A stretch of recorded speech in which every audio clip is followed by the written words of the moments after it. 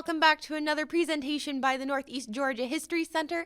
I am Marie Bartlett, and I'm the ADA Iowa State Director of Education here at the History Center. And today I am going to talk to you about Downton Abbey, a new era, the new movie that just came out just a few weeks ago.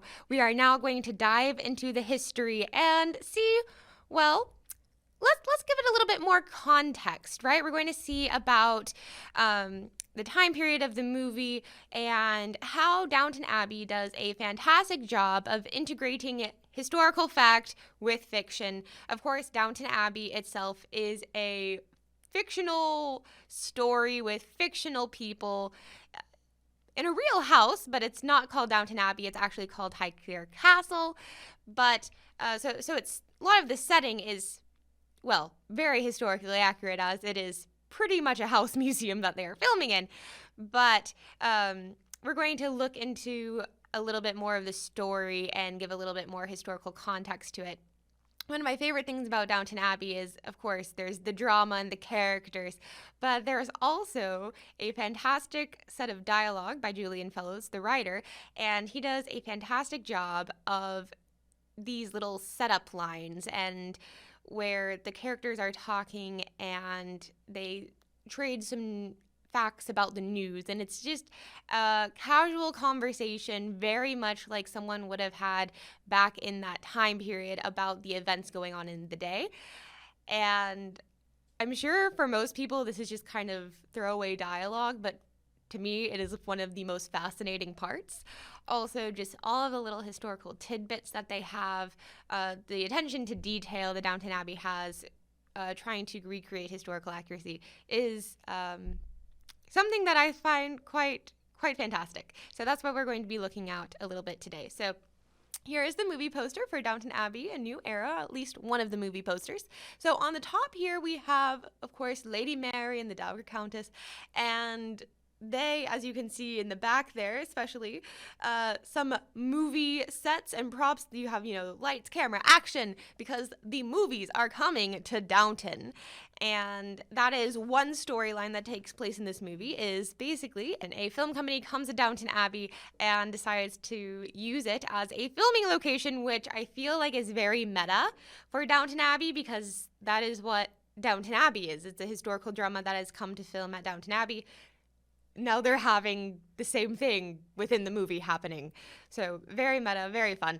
And then on the bottom here, we have the rest of the Crawley family going to the French Riviera because the Countess, the Dowager Countess, has come into the possession of a villa in the south of France, and there is some mystery that goes along with that. Now today I'm going to at least try not to spoil any big things that happen in the film.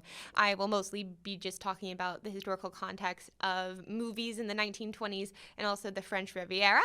But in case you haven't watched the movie, I might tell you details that you don't want to know. So maybe go watch the movie and then come back and watch this. But I'm not going to give away any of the big spoilers. But first off, Tom and Lucy get married.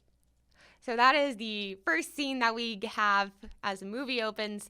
It is Tom and Lucy. They're getting married. We knew this was going to happen after the last movie, right? We did. We knew this was going to happen. But it is a fantastic time. Everyone loves a wedding. It is a happy time celebrating new beginnings. And we also get to see some beautiful fashion from the 1920s. So this movie was pretty much set in 1928. It then goes along a little bit into 1929 as at the end. But for the most part, this movie is set in 1928. It is not specifically said, but from context clues, we can pretty much figure that out.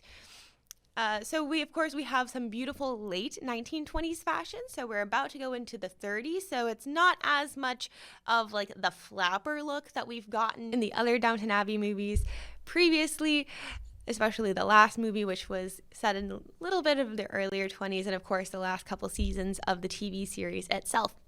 So here we see, of course, still the dropped lace waistline, which is very much a hallmark of the 1920s, but it is a little bit more fitted and a little bit more tailored, because as we go into the 30s, a more tailored, more feminine look is coming back into style rather than the boyish straight cut that was popular in the early 20s. We also see a little bit of longer hair, still styled in an updo, but it's not the drastic bob that we see in the earlier 20s. Of course, for gentlemen, a morning coat, especially for a wedding, is still in fashion to this day for English men getting married in a very nice ceremony such as this. And that is what we see Tom wearing here. So very classic top hat. He looks like he could have stepped out from anywhere from 1860 to 1960 in this outfit that he's wearing here, particularly as weddings are, of course, can be more traditional times if the couple chooses to go that route. And of course, in a marriage such as this, it is quite a grand and lavish celebration, also very much rooted in tradition for these types of families. So that is what we see going on here. And of course, their love story continuing. We also see a very, very full bouquet. That is a bridal kind of trend in the 1920s, is to have a very simple dress, and then the dress can be a little bit shorter here. You can't exactly see as the photo cuts off, but it is not quite a full-length dress. It's more of a tea-length dress because, of course, this is also a daytime wedding. It doesn't go quite full length, which was popular in the 20s. It's just about tea-length, cuts off right. And, of course, it cuts off below her knees, around mid-calf. Also shows off her shoes, which, if you have fabulous shoes, show them off. But in the 20s, that was popular, having shorter wedding dresses, more simplistic wedding dresses that are not heavily beaded or adorned, but still very stylish, very much a focus on the fabric, large bouquets, and then also really long and dramatic veils that we can see that she is wearing here as well. All right, so now a little bit more about the movies coming to Downton, because that is what happens first, is the Crawleys get a call that say a movie producer would like to use Downton Abbey as a set for their new movie, which was called The Gambler, which is going to be this silent film about this kind of vagabond gambler man and this British aristocratic lady and their love story and how they can't be together because he's a gambler, and very dramatic. But the call, and this is another thing that I don't know if anyone else noticed, perhaps, but it might just be me, but they don't necessarily state it, but the film company that comes to film at Downton in the movie is British Lion Films, and you can see that name on the side of the trucks that are on the film cars. But just for a second, it's there, but I noticed it and I was like, interesting, I wonder if that is a real film company. And it was. So British Lion Films was founded in 1927. Again, that gives us a better idea about when this movie is set. It is a film company that, of course, had to be set at least in 1927. Makes sense that it's 1928. The film company has been around for at least a year. So British Lion Films at this time period is one of the UK's leading production companies making movies in Britain. Now, and it has continued, perhaps under some different monikers and leadership, for pretty much to this day. But one of British Lion's most well-known films that you might have heard of was The Third Man, which was made in 1949. It is a classic, and it's set during World War II. So, as I was saying, the silent movie in Downton, which is starring this lady right here. This beautiful actress here. She kind of has a Marilyn Monroe look, if you ask me, if Marilyn Monroe was actually in the 20s instead of the 50s. She steps out of the car, and of course she is just stunning, but she has a very thick British working class accent, which doesn't necessarily go with the British aristocracy part that she is playing, but who cares, because it is a silent film, right? Wrong, actually, because the silent movie at Downton gets shut down because silent pictures are out and talkies are in. This is actually referenced in Downton Abbey, the movie, the jazz singer. So the jazz singer is perhaps one of the most famous talking movies, and it was released in October of 1927. So again, we know that it is at least post-1927 when this movie is set. Makes sense that it's set in 1928 because we are talking about the jazz singer. And the jazz singer now, it's basically the first full-length feature with synchronized dialogue and sound and song. So it was incredibly popular. People loved it. Audiences thought that this was fantastic. Now, they had seen synchronized sound before. So this wasn't just like the most mind-blowing thing ever, because other films had synchronized sounds for music or for sound effects before this film, but The Jazz Singer was the first full-length movie with complete sound that started at the beginning of the movie, it ended at the end of the movie, and therefore this became, well, basically standard. To try to keep up with these different productions, you had to keep up with this new technology, this sound that is being used all the time, not just sometimes. So that's what really The Jazz Singer set the standard for talkies and made it to where people really wanted just movies with sound. They didn't want to go back to watching movies that were silent with just music played at the theater live. And of course, The Jazz Singer, it is actually discussed between Mary and the director of the movie at Downton Abbey.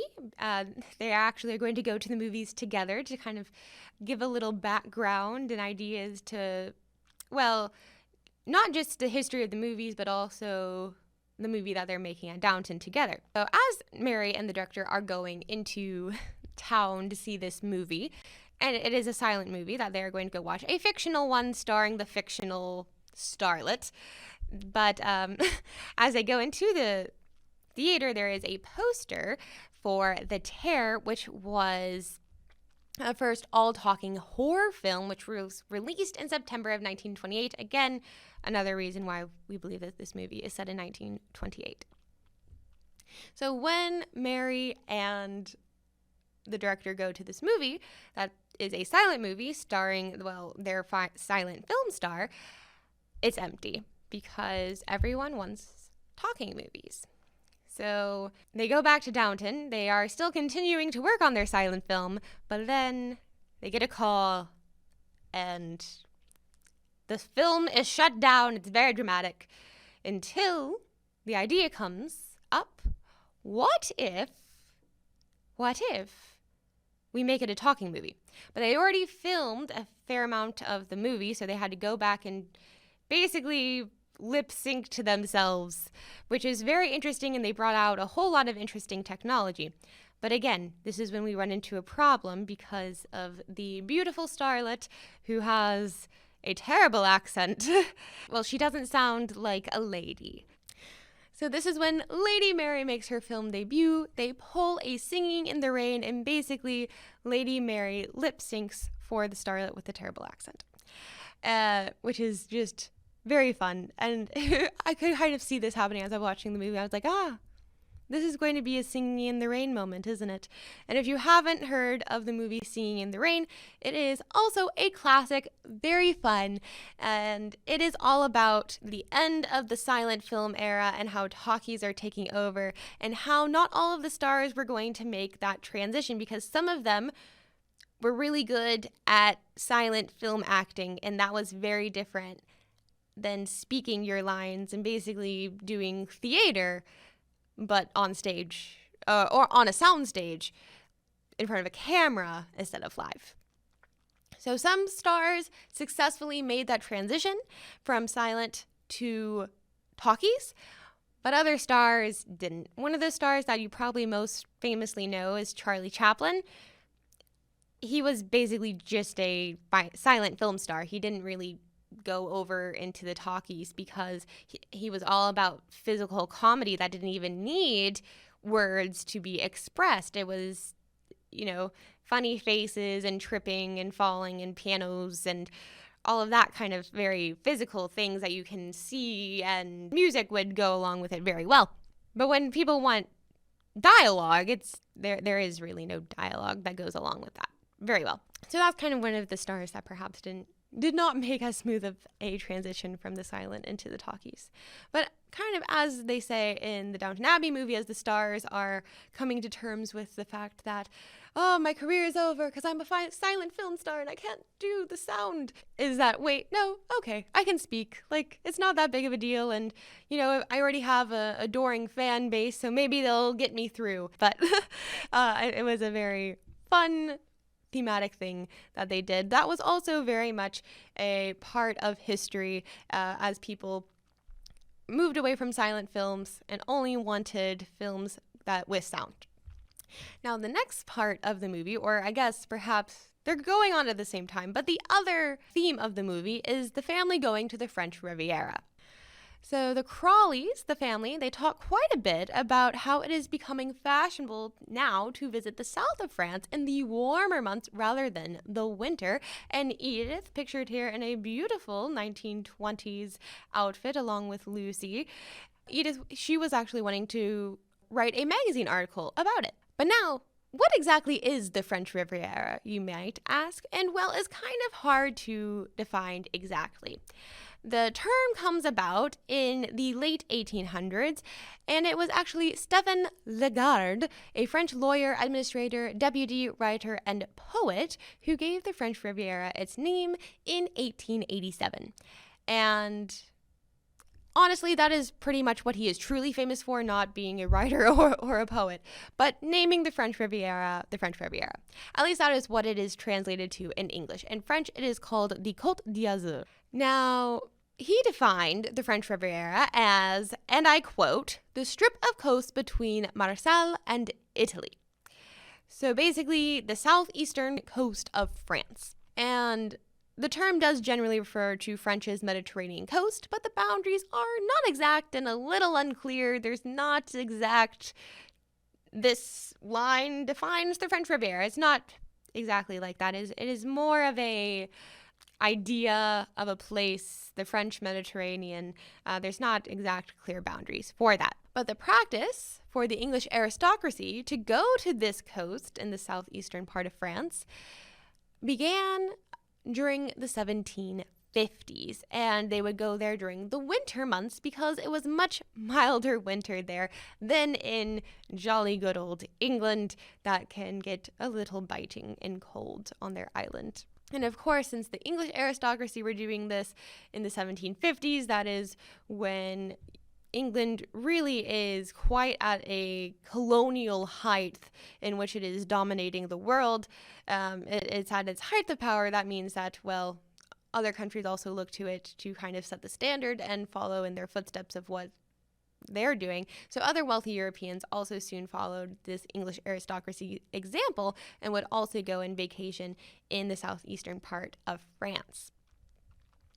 At the beginning of the 19th century, it was thought that it was beneficial to one's health to go to the sea, especially in the warmer months, take in the fresh air, and therefore the French Riviera became kind of like a health spa, if you will. So here you can see inside one of those health spas here. This photo was taken in the very early 1900s, as you can tell by the fashion.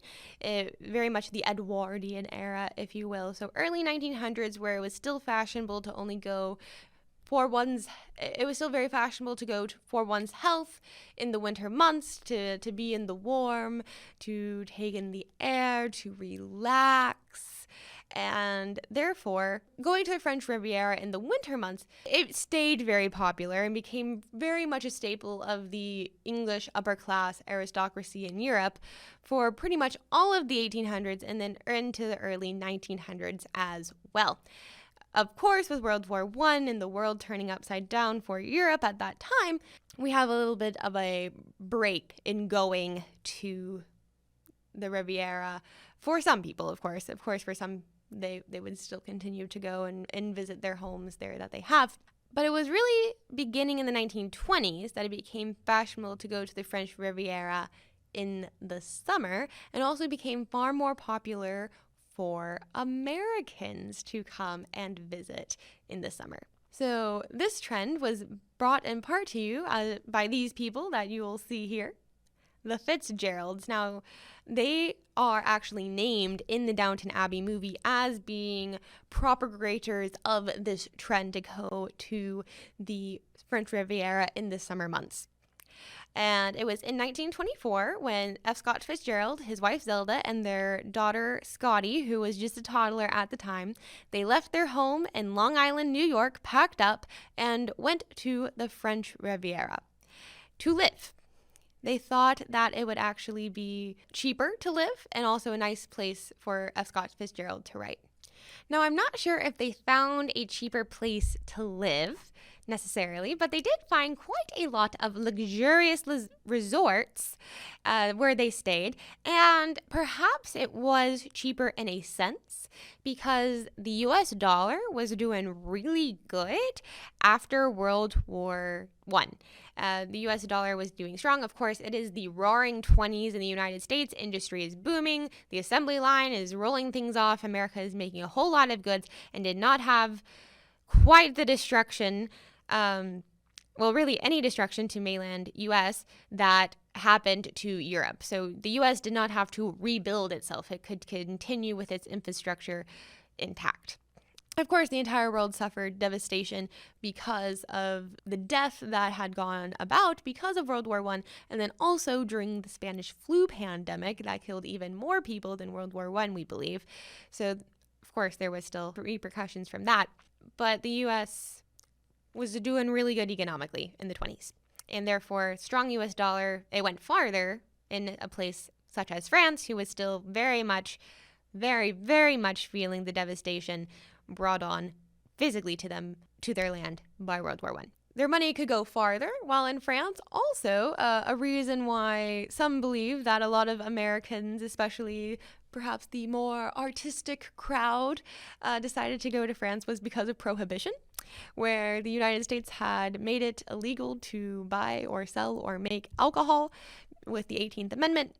And of course, part of being a young, fun, artistic person in New York in one of these circles involves a lot of, well, not a lot, but some alcohol, perhaps. And they thought that why not go to France and indulge with some of those fun things. Now, I'm not sure if people would move particularly just because of that, but it is thought that that is perhaps one of the reasons that made the French Riviera more popular among Americans at this time is because they could go there and drink. And the Fitzgeralds, they were already celebrities when they went to France, so of course people followed them on their journey as they wrote about it, especially Zelda. She was kind of like one of the first lifestyle people who wrote just about her life and how she lived her life as a flapper and traveler.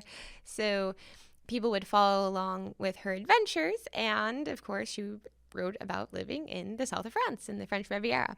So she was kind of like an it girl, a lifestyle writer, and if Scott Fitzgerald was already an icon for riding the side of paradise, and then it's actually in the French Riviera where he goes on to complete perhaps one of his most well-known and most popular works, The Great Gatsby. So the Fitzgerald, there are a couple of celebrities that introduced the south of France to sophisticated Americans as a luxurious and smart vacation destination for people to go to.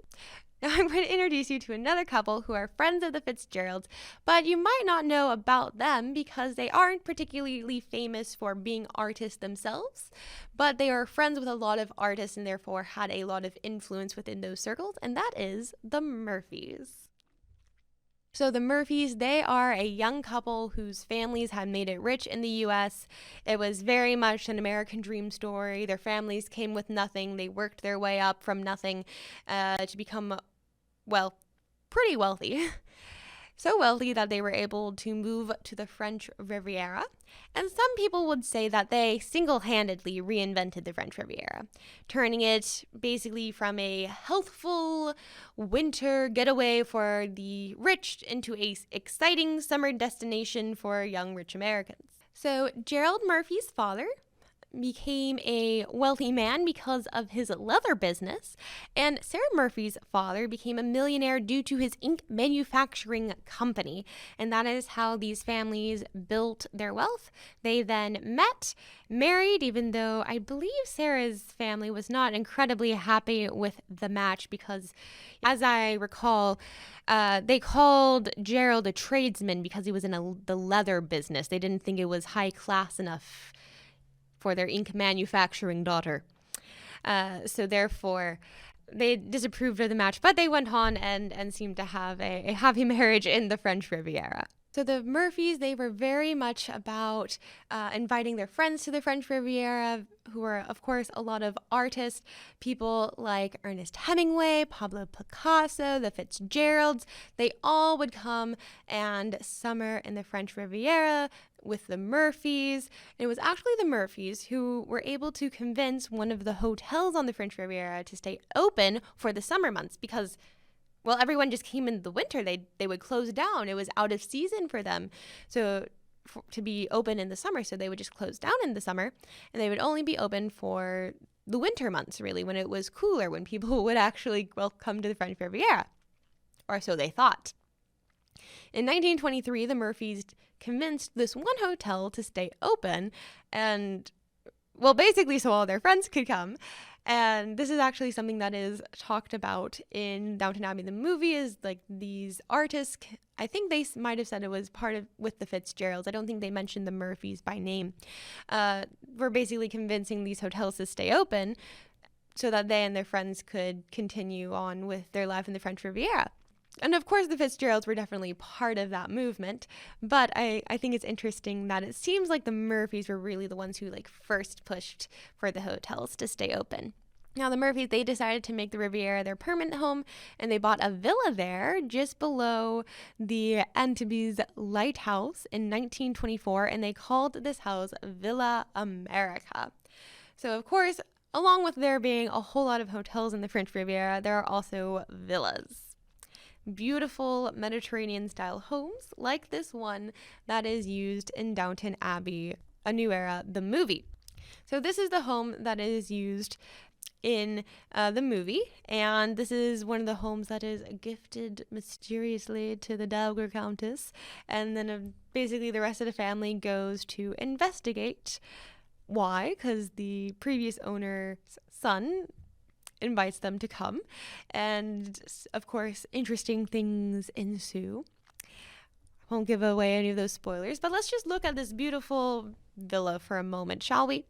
So this is very typical of a villa in the south of France. It's very Mediterranean in style, very light, bright, but also is very neoclassical in design. It very much has a lot of symmetry. It kind of is a just large block, but has some beautiful, of course, windows in pretty much every room, making use of the light. It's an absolutely gorgeous villa. If a person would like to mysteriously gift me a villa in the south of France, I will not ask any questions. But of course, the family goes there and they dress for the occasion, except Carson. He didn't get the memo that the south of France is much hotter than England. He wanted to wear his proper butler attire, but the rest of the family had a beautiful casual wardrobe that they wore throughout the movie, as you can see here. This is some of the gang in front of the villa. They are going to go out and play tennis and are dressed in nice, light, bright colors, as you do when you are in a nice and warm and bright place. Now, I think it's very interesting because some of the activities that we see the family doing in the south of France, we assume to be very typical. Things like, well, going and playing tennis, that was pretty accepted. But what about going and just swimming in the ocean and lying out in the sun? Who does that? Young people, and some of them being Americans, and this is kind of a different activities than were generally done in the south of France in, well, the winter months, when people would go and, walk along the beach, but maybe not go and get in it. But starting in the late 1800s and going, well, extremely by the 1920s, swimming and swimsuits are very much expected when one goes to a large body of water. And swimsuits at this time period in the 1920s are such to where it is very easy to, well, what we would consider actually swimming, rather than a bathing costume, which you would go and just kind of wade about in and perhaps splash a bit, but not, try to do any type of butterfly or freestyle strokes. It was very much about just getting a little wet, not about swimming laps in the pool. But by the 1920s, we see swimsuits that are perhaps more practical for fully submerging oneself and swimming with strokes and kicks like we would kind of think about today. So we actually get to see Lucy and Brandon. They go for a swim, and while that doesn't seem to be like something that is like a historic moment, perhaps, it actually is this young couple going and swimming, of course, in historically accurate swimsuits as well. It's very much something that is, it's new, it's modern, it's something that the young people are doing because they're going to the south of France in the summer so that they can. And of course, that doesn't mean like only swimming happened in the French Riviera. By no means. It's just becoming far more popular in the 1920s for young people to swim, and one generally swims when it is warm just because it is more comfortable that way. You will notice that when swimming does happen, it is always the younger people. The older people are not as inclined to go and swim. So I hope I was able to provide a little bit more interest and context to some of the plot lines that were going on in Downton Abbey without giving away too much of the plot itself. There is still a whole lot of happens, a lot of interesting things going on, and of course the movie does come to an end. It did not go on forever, and it ends in 1929. And as we can kind of gather from this picture, it's the late 20s. The movie did pay Downton Abbey a good deal of money to come and use their house as a set. So the Crawleys seem to be doing okay financially, and maybe we'll see another Downton Abbey movie coming up in the future at some point. Of course, this is called Downton Abbey: A New Era. Now, that new era could be, the new members of the family that get added, such as Lucy as when they get married. But some people might point to a new era thinking that they're looking forward to the 1930s, because that would definitely be a new era for Downton. If this movie ends in 1929, it seemed to end in the summer of 1929. That means that we are only a few months away from the 1929 crash that will happen on the New York Stock Exchange, basically starting the Great Depression. Of course, that is in America, but the New York Stock Exchange and America at this point had become such a world leader in finance that this crash is felt around the world. And England is, of course, no exception to that. So it would be interesting to see if we go on and have another Downton Abbey movie, how Downton would fare during the Great Depression. They've had many troubles before, and they've survived, but it would be interesting to see how they get through the Depression, as it is quite a new era. Well, thank you so much to everyone for watching today. I hope you learned some new things about the late 1920s, the French Riviera, and Hollywood in Britain.